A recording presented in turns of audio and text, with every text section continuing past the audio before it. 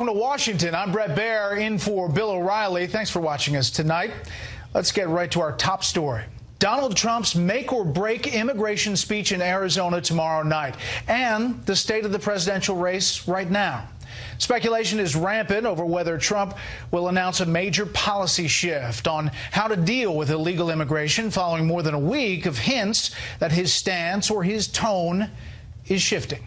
Joining us now from New York with a preview of those remarks, Trump campaign manager Kellyanne Conway. Kellyanne, thanks for being here. Hi, Brett. Thanks for having me.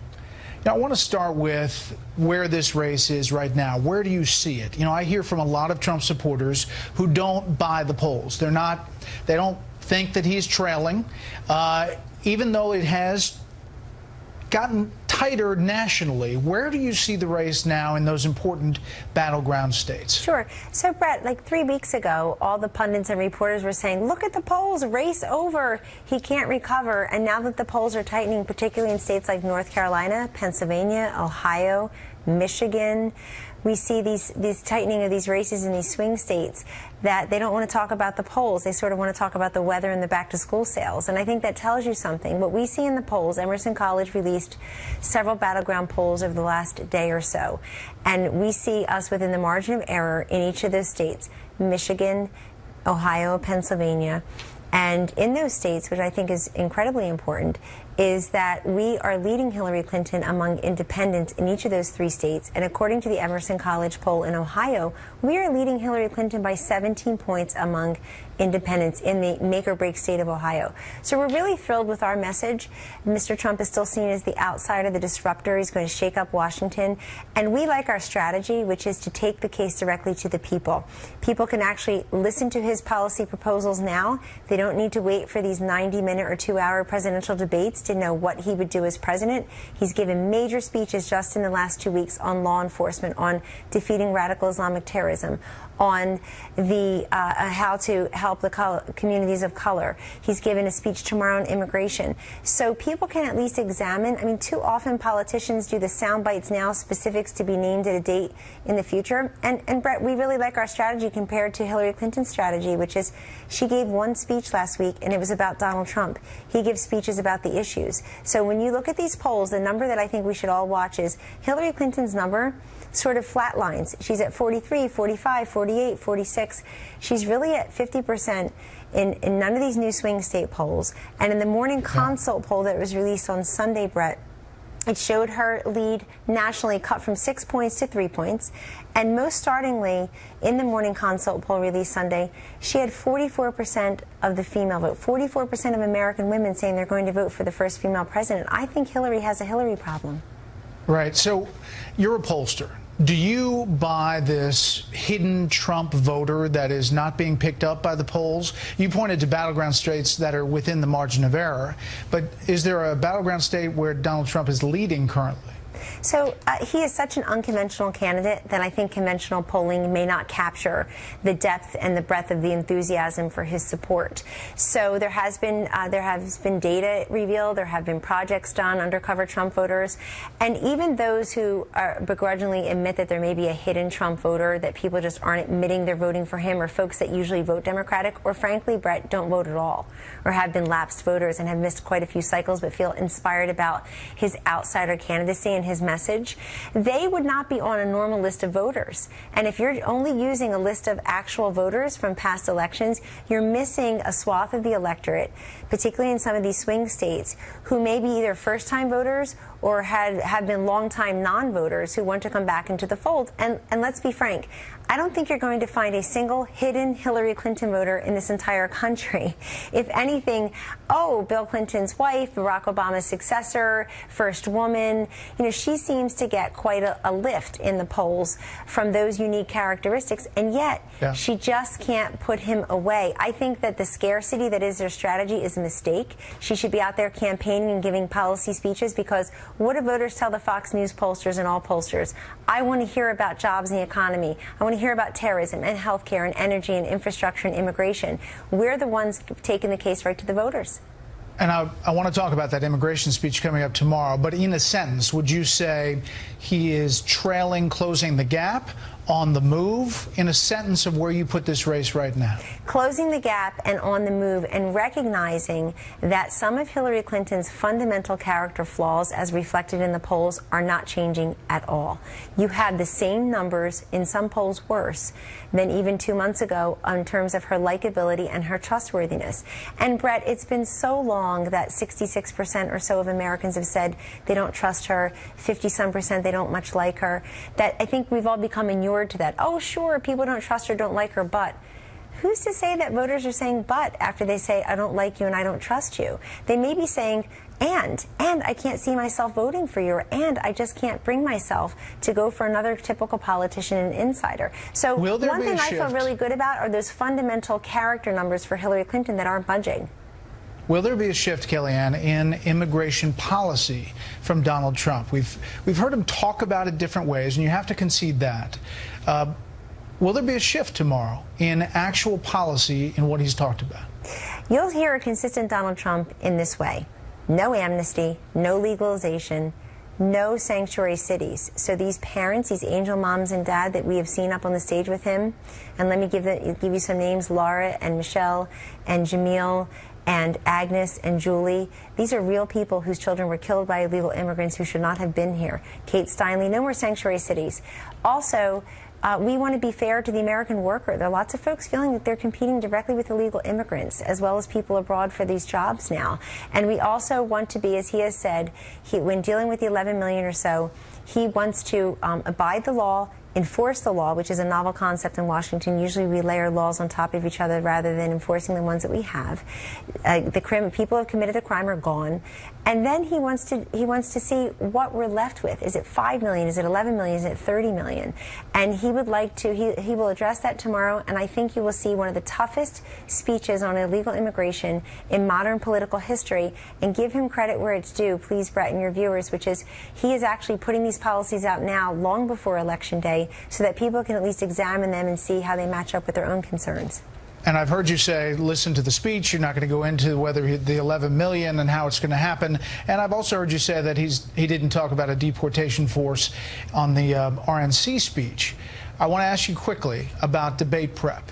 Is he prepping in a policy way to go up against Hillary Clinton and all that you're hearing that she's doing to prep for debates? Absolutely, Brett. I can assure you that every day he is talking about policy, reading on policy, discussing policy with other experts, and that, I mean, we feel like one piece of our debate prep is going out there and giving these speeches. These are his speeches. He helps to write his speech. These are his final words. This is his campaign. He's the face of the campaign. And so when you are actually laying out your plan, you're ready for the debate. Look, I understand. I completely sympathize why Team Clinton is cramming her head with binders and of facts and getting the Hollywood folks, and now somebody wrote a book about Donald Trump 1,000 years ago to consult with her. But what is she so afraid of? Why not just go and debate Donald Trump on the issues? I'll tell you why. The issue set favors Donald Trump. Americans are dissatisfied with Obamacare. They're worried about economic security. They don't like the fact that she refers to ISIS as our, quote, determined enemies rather than savage murderers. They really want to talk about energy and infrastructure and education. And so we are out there doing that, and we'll continue to do that. That's part of the prep. And then there's a lot of other things that I don't discuss publicly, but we feel very comfortable. And in fact, we're really excited about debate season. Kellyanne, thank you. We'll be tuning into the speech tomorrow night.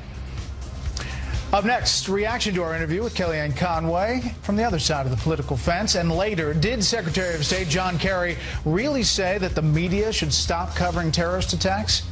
Charles Krauthammer will be here to analyze that coming up.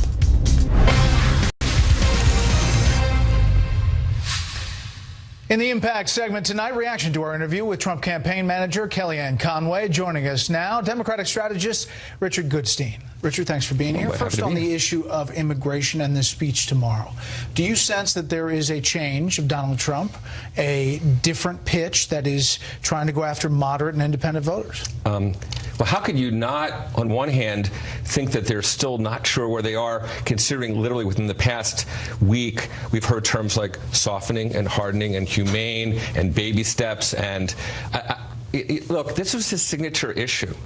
I think he's going to double down. He's going to basically say, we want them all out. He's probably going to equivocate on exactly how soon, even though what he said was immediate. Now it's humane.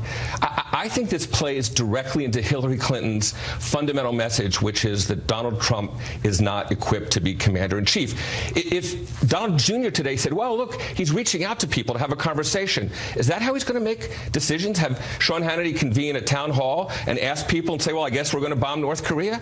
I just think this is a gift to the Clinton campaign. What about the other thing Kellyanne pointed out was the honest and trustworthy numbers for Hillary Clinton? Today you have the New York Times editorial board saying that she has to cut ties with the Clinton Foundation because it's hurting her campaign. Right.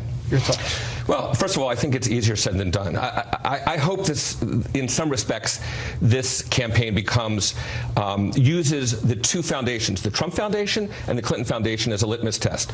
The Clinton Foundation aids relief, malaria, climate change, childhood obesity, women's empowerment. We're saying they're doing good things, but this is the New York Times editorial board. Well, I'm just saying, what they don't take into account is the fact that there are people getting life-saving medications out there that you can't look. The Clinton Foundation is a different model. They're actually sending people in the field and delivering malaria and HIV/AIDS medication. Let's stipulate, Richard, that they're doing great things around the world. Let's just stipulate that.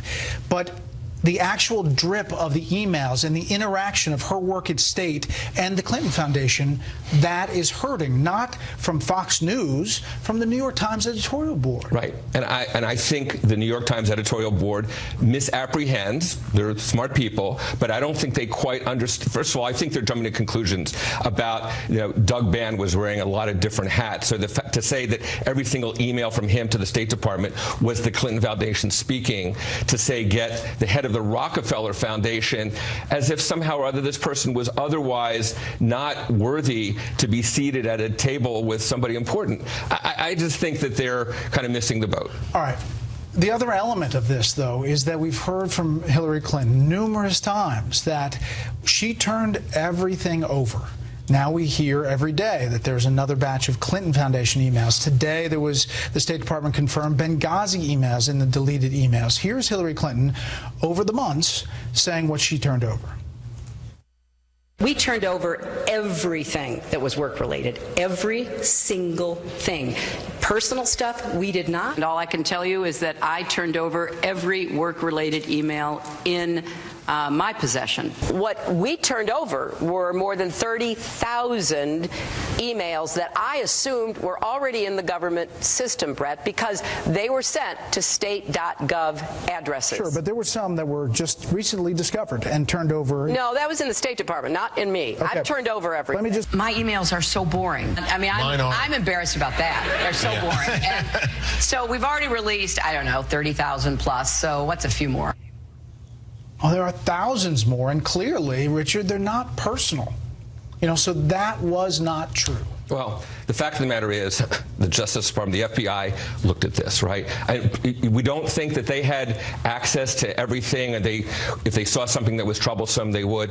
Look, the way I think this, if you want to make emails a central component of this campaign, again, Republicans said about Donald Trump, he's a racist, bigot, xenophobe, misogynist, and a con artist, and Hillary Clinton overlooked two small lowercase c's in parentheses that didn't belong there. Time out. She said she turned everything over, and we are getting thousands of emails that are tied to the Clinton Foundation, Benghazi, and they're not personal. It is not yoga and wedding planning. But Benghazi has been investigated by countless committees. I'm just talking about the emails. Yeah. You have to concede what she said there is not true. I don't think we know, frankly. Well, let's wait and see what it is that people are talking about, because I think these rumors are kind of overtaking reality, okay? And think about, if you go back to some of the talk that was on various networks 6 or 8 months ago about what was going to happen, the inevitability of Hillary Clinton getting indicted, well, it didn't happen. I know people are disappointed. It just didn't happen. Last thing quickly, you see this race right now, 5-6 points with her in the lead? Right. And I'm convinced that Donald Trump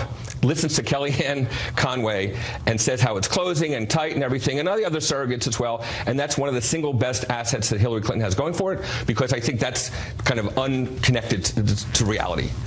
Richard, we appreciate you coming in. My pleasure. Next up on the rundown, Secretary of State John Kerry says the media should stop covering terrorist attacks. Charles Krauthammer with some strong thoughts on that when we come right back. In the Unresolved Problems segment tonight, the Obama administration's handling of the terror threat. Secretary of State John Kerry facing backlash after remarks to reporters in Bangladesh yesterday. Secretary Kerry saying, quote, "If you decide one day you're going to be a terrorist and you're willing to kill yourself, you can go out and kill some people. You can make some noise. Perhaps the media would do us all a service if they didn't cover it quite as much. People wouldn't know what's going on." That statement is causing, as you might imagine, quite a bit of a reaction. Joining us now with his take, syndicated columnist and Fox News contributor Charles Krauthammer. Charles, set looks a little different than usual in the O'Reilly setup. But apparently there's no spin here either. No spin here. Your thoughts on Secretary Kerry? Look, if you're living in an alternate reality, you want other people to come and join you. And it's clear that he and his boss, the president, have this view, especially the president. He said it openly, that the media, the public, exaggerates the importance of terrorism. He said once, Obama said, if it leads, it bleeds. The media love it. It's good ratings. But it's completely out of proportion to the threat to the country. It's not existential. It's not world historical. Obama sees it essentially as a geopolitical nuisance, and he wants to treat it that way. The problem is that it kills a lot of people.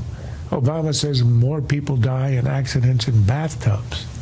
Well, bathtubs don't shout Allahu Akbar when they kill you, and they aren't trying to kill you. There's a big difference. This is a nemesis out there, and the idea that if you just don't cover it, if you hide it and you pretend it doesn't happen, it will go away, and you will assuage the anxieties of the people in the West is simply silly. And I think it was a ridiculous thing to say. But then again, he does travel a lot, and you get a lot of jet lag. Let me push devil's advocate from the administration point of view. By giving it so much attention, by giving it so much credence that it is affecting the nation, then you are, in their mind, empowering these organizations that otherwise would not be as powerful. Look, it has already changed our lives. When you go to an airport today compared to 50 years ago, it's a completely different experience. Every government building in Washington is essentially an armed camp.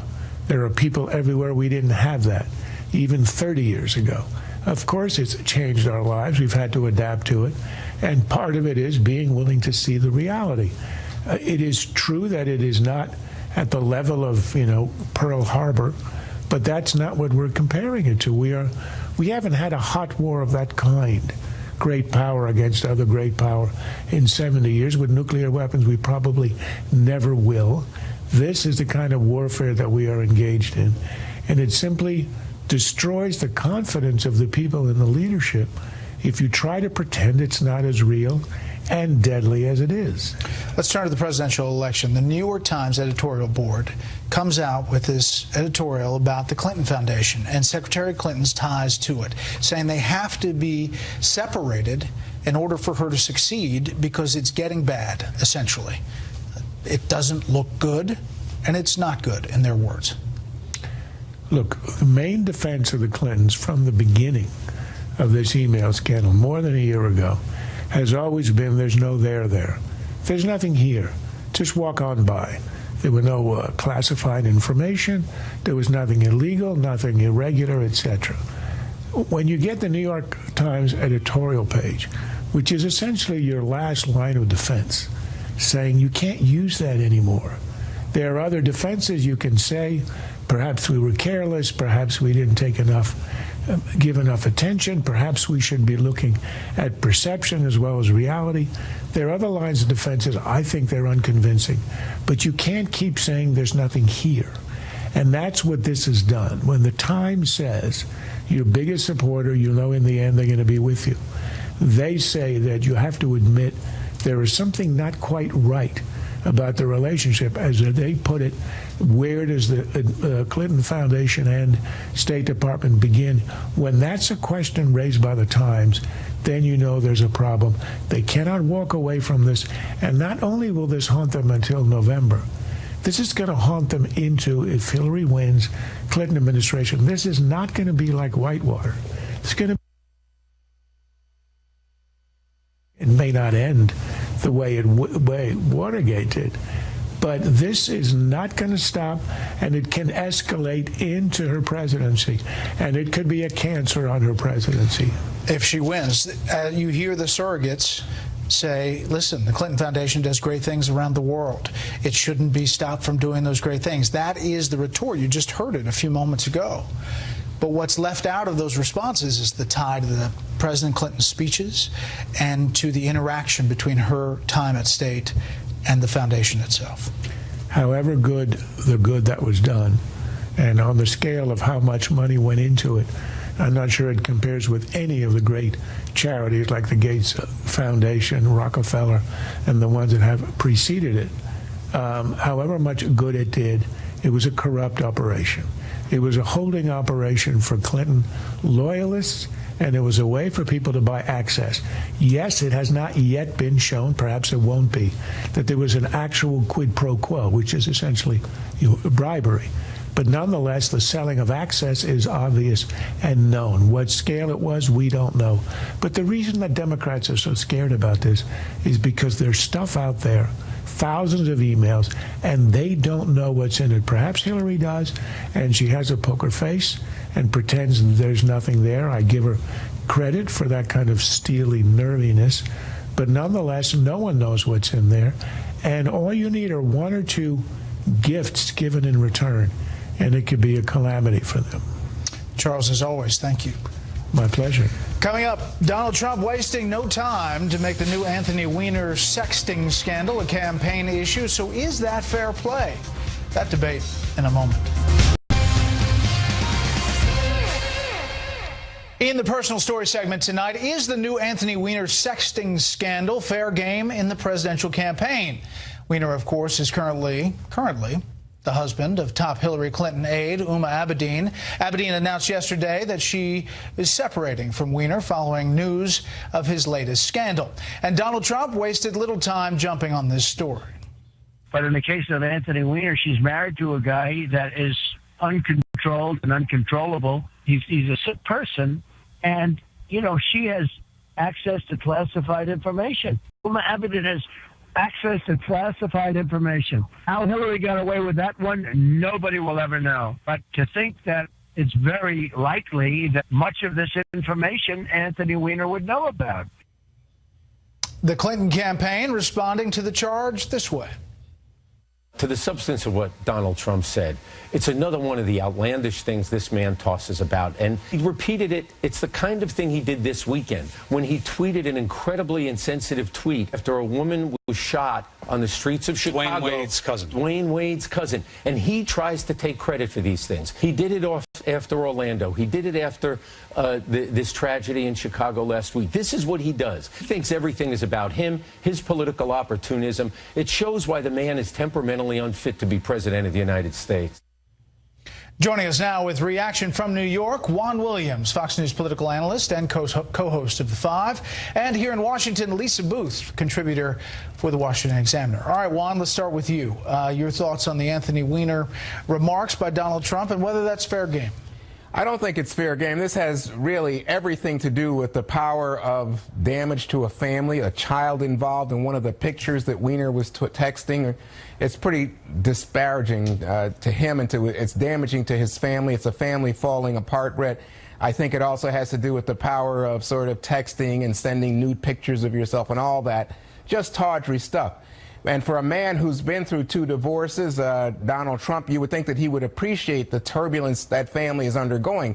So does it have to do with politics? No, it has nothing to do with politics. Does it have to do with national security? I don't think Anthony Weiner has access to any national security information coming from Hillary Clinton. That's where I think he went over the line and suggests, as Joe Benison did, that it has to do with his own view that everything's about him. I told you so. I knew Weiner. I told you about the damage in the black community and the shootings. It's all about Trump. And at some point, I think even his most ardent supporters would say, come on, Donald, I mean, let's show a little personal empathy here.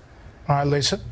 Well, yeah, I mean, look, I think Huma Abedin is certainly a fair game in this election, but I think trying to tie all this together, and most specifically using her divorce in it as well, is a little bit of out of bounds here. There's plenty of information for him to go after Huma exclusive of the divorce. I mean, you look at the fact that she was working at the Clinton Foundation, at the State Department, and also Teneo, which was run by Doug Band, who was the Clinton Foundation official, all at the same time, which seems to have been a successful of selling access to Hillary Clinton, especially with the report today that of those 15,000 emails Hillary Clinton allegedly, all the emails that she had turned over, there was also Benghazi emails on there as well, so which she had lied about. But Trump's point is she has access to classified material. Supposedly she left it on the car seat. She's left it other places, and somehow bringing Anthony Weiner into it.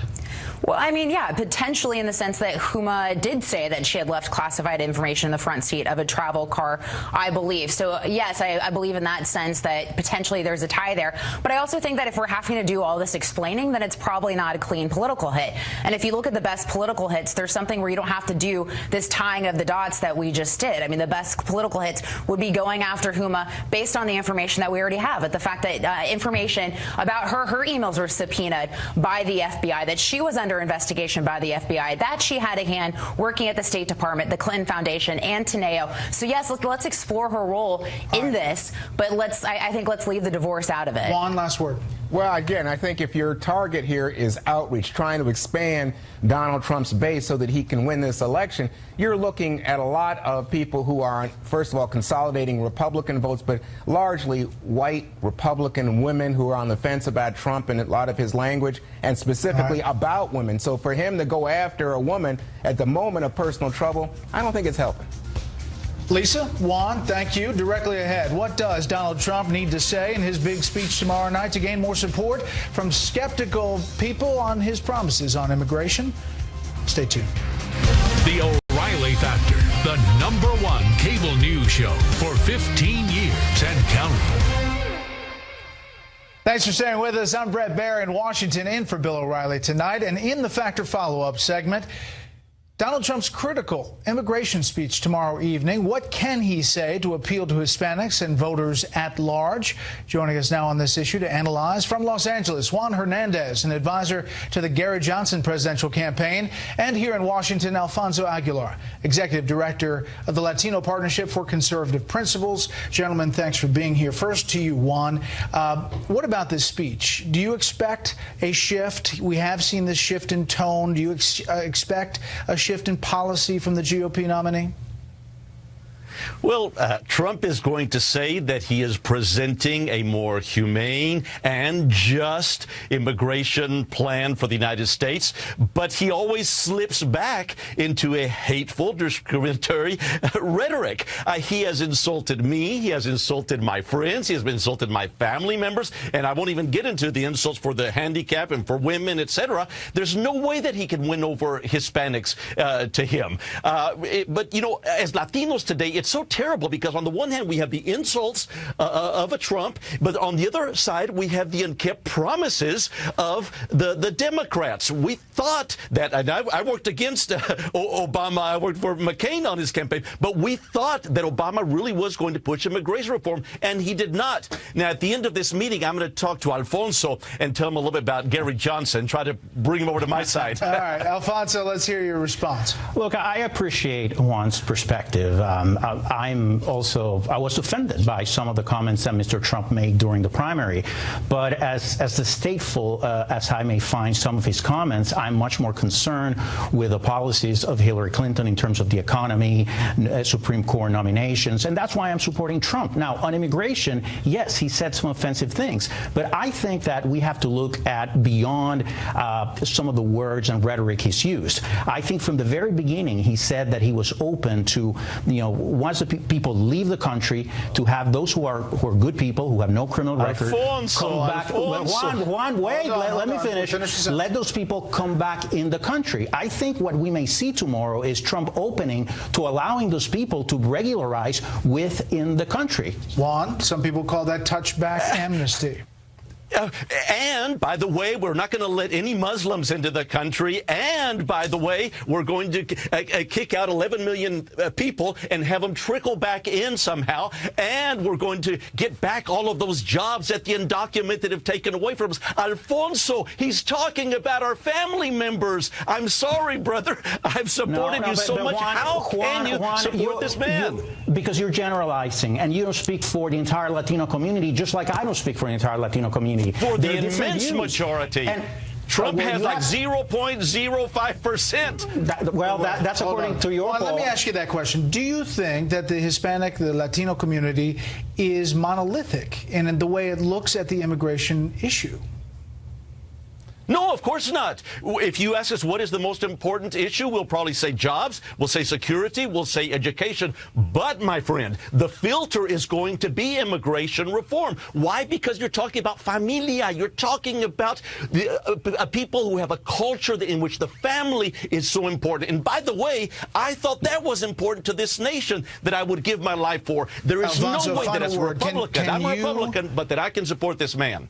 Can Donald Trump say something, Alfonso, tomorrow that helps him with the Hispanic Latino community? Well, absolutely. This is not about winning the Latino vote. This is about becoming more competitive with the Latino electorate in certain key battleground states that he needs to win, places like Florida. So if he can improve his numbers in states like that, he can win those states, and it's key for him to get to win, to get to the White House. And Juan, you're saying Hillary Clinton has a problem with Latinos? Yes, of course. But notice, my good friend Alfonso, he even says it in third person. He talks about these people, and he talks about Trump having a problem over here. Why? Because he can't even accept Trump. Now, what I would like to make very clear, this is a campaign. This is a campaign. We have to be practical in this election. By the way, there are three people today. There is a Hillary who has disappointed us. She's on the line of corruption. We have a Trump, and we have a Gary Johnson, who, by the way, will keep his promises and will pass an immigration reform. And won't get to the White House. Gentlemen, gracias. Thank you. When we come back, new polling shows Hillary Clinton losing ground to Donald Trump. Is a Trump surge in the making? We'll look at the polls. Back in a moment. In the Back of the Book segment tonight, the state of the presidential race. In the Real Clear Politics average of recent national polls, Hillary Clinton leads Donald Trump by a little more than 4%. Clinton has 42.2%. Trump's at 37.9%. As you see there, it's a four-way contest. Libertarian Gary Johnson has just under 8%. Green Party nominee Jill Stein has just over 3%. So are any trends emerging as we are just 69 days until Election Day? Joining us now to analyze from New York, Philip Bump, politics writer at The Washington Post. And here in Washington, Heidi Presbella, senior political reporter at USA Today. Thanks for being here. Heidi, first to you. State of the race. We heard Kellyanne Conway, Trump campaign manager, at the beginning of the show, kind of paint the picture that she sees. And basically she said trailing, closing the gap, especially in battleground states. Well, she's right. What we're starting to see is that some of these stratospheric numbers that Hillary Clinton had directly after the Democratic convention are coming back down to earth and back to where you'd expect them to be, which is a closer race. That said, the fundamentals of what Trump needs to do are still the same, which is that he needs to take those states that Mitt Romney won in 2012 and expand off of that. So the challenge for them is that he is not at this point doing that in the polls. As a matter of fact, it's uncertain that he will even be able to hold some of those Romney states.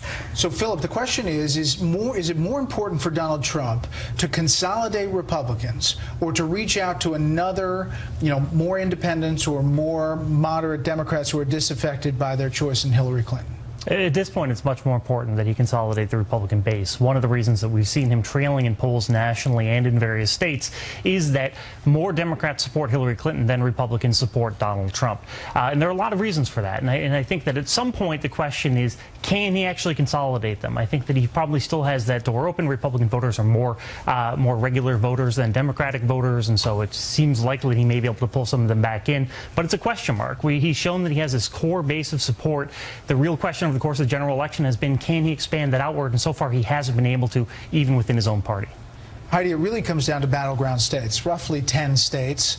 And while the national number could be 4 or 5 point lead, if you look at an electoral college, that could be a big lead for Hillary Clinton. So right. He's got to change the dynamic. Right, because, like, for example, you look at Florida, that's a state that Obama took by only 1 point, and there she's up 4 or 5 points on him. So there could also be a big lead in terms of the popular vote. But his strategy from the beginning has been to kind of go through these Rust Belt states, and that is where the real problem is that even if he starts to narrow nationally the lead in those specific states, she's got a big lead on him. Like a Pennsylvania poll out today shows her up 8 points. So if you're just going by electoral votes, you got to focus on, just like you said, just those states. And in those states that he sees as his path to victory, she's still up on him in Michigan. She's up on him in Pennsylvania.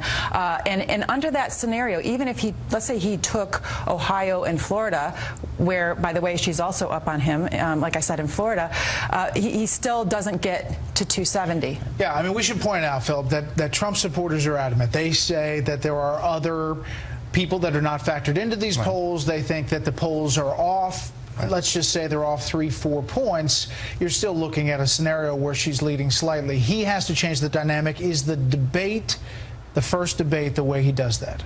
So, I mean, it's one of the few opportunities he has left, I think, to get a big audience and actually change their minds. I mean, I think it's important to note, of the 10 closest states in 2012, right now Hillary Clinton leads in all 10 of those by an average of 6.5 points. So, I mean, this is a stark picture that's being painted here. He really has to seize on these debates in order to be able to change what's happening, because so far nothing he's tried has really worked. All right, Heidi, Phillips, stay with us. We're going to take a short break, and we're going to talk about the debates, an inside look at what Hillary Clinton and Donald Trump are doing to prep for the presidential debates. The first one, September 26th. We'll see you right here on Fox moments away.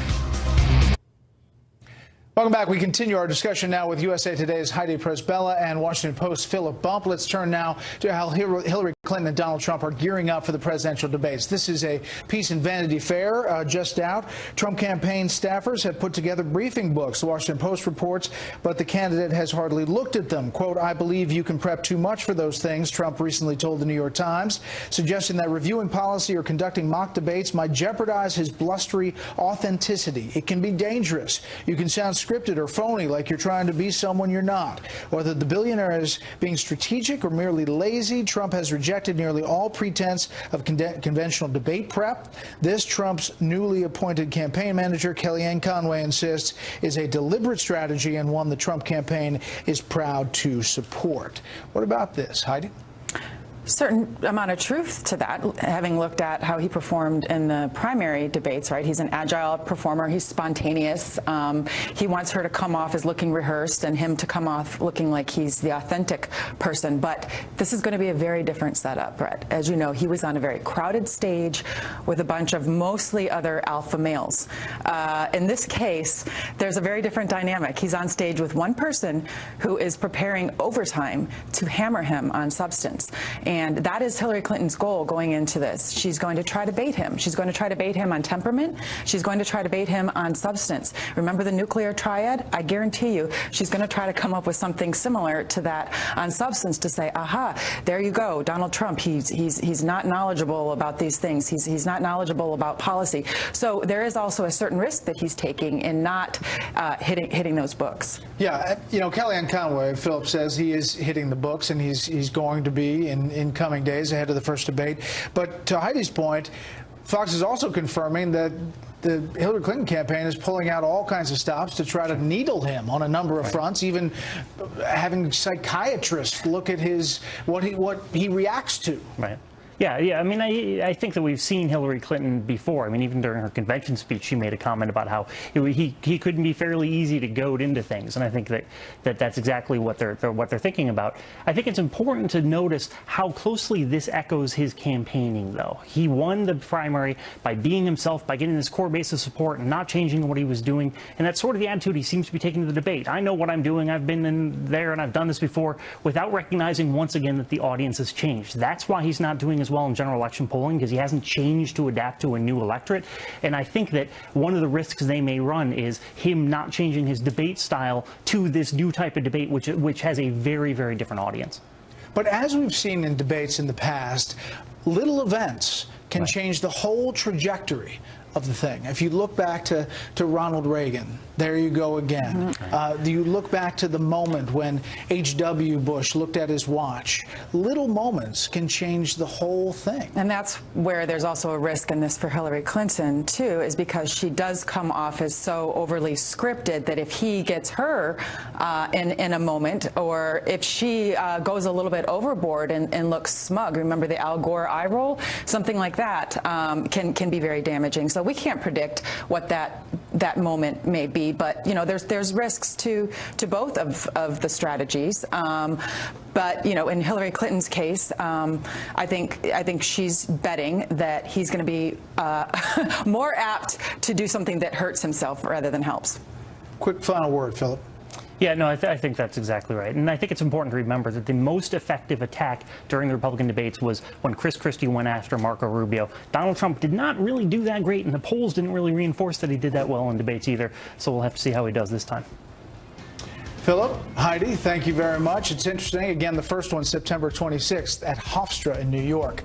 That is it for us tonight from Washington. Thanks for watching The O'Reilly Factor. I'm Brett Baer, in for Bill O'Reilly. I'll keep it fair, balanced, and unafraid down here in Washington. Please remember, as Bill says, the spin stops here because we're looking out for you.